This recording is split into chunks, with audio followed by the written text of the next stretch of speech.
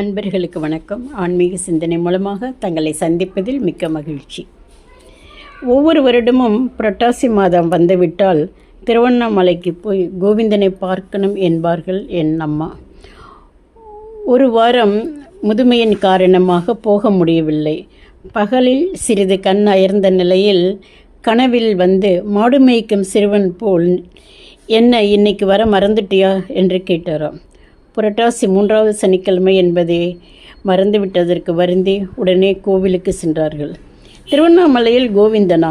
இங்கே இருக்கிற திருவண்ணாமலையில் பெருமாள் இருக்கிறார் என்று தெரிந்தது.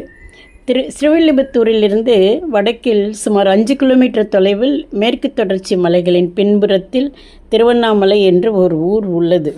இந்த மலையில் ஸ்ரீனிவாச பெருமாள் 9 அடி உயரமான திருமேனியுடன் நின்ற கோலத்தில் காட்சியளிக்கிறார். சந்நிதியை அடைய 350 படிகள் ஏறி செல்ல வேண்டும். இதை தென் திருப்பதி என்று சொல்வார்கள். இத்தலத்தின் காலம் 8ஆம் நூற்றாண்டு. திருப்பதிக்கு செல்ல முடியாதவர்கள் இக்கோவிலுக்கு செல்லலாம். திருப்பதிக்கு சென்றால் என்ன பலன் கிடைக்குமோ அதே பலன் இந்த தென் திருப்பதி ஸ்ரீனிவாச பெருமாள் கோவிலுக்கு இத்திருவண்ணாமலைக்கு வந்தாலும் கிடைக்கும். ஸ்ரீவில்லிபுத்தூர் ஆண்டாள் ரெங்கமன்னார் திருக்கல்யாணத்தை காண திருப்பதி வெங்கடாஜலபதி தனது பரிவாரங்களுடன் ஸ்ரீவில்லிபுத்தூருக்கு வந்து கொண்டிருந்தார். அப்பொழுது நாரதர் ஆண்டாள் திருமணம் நடந்து முடிந்துவிட்டது என்று கூறவே வெங்கடாஜலபதி திருப்பதிக்கே திரும்ப முடிவு செய்தார். ஆண்டாள் அவரை தடுத்து இங்கேயே தங்கியிருந்து தனக்கும் பக்தர்களுக்கும் அருள் பாலிக்குமாறு வேண்டினார். ஆண்டாளின் வேண்டுகோளை ஏற்றி இந்த திருவண்ணாமலையின் உச்சியில் நிரந்தரமாக தங்கினார் வெங்கடாஜலபதி. மலை ஏறும் முன் 2 விநாயகர் கோவில்கள் உள்ளது. மலையில் அலமேல் மங்கை சந்நிதி உண்டு. திருப்பதியில் இருப்பது போன்று மிகவும் கம்பீரமான நின்ற கோலத்தில் அழகாக சிரித்தபடி இருக்கும் அழகே தனி. ஆஜானுபாகமான கம்பீரமான அழகு தோற்றம் பெருமாளுக்கு.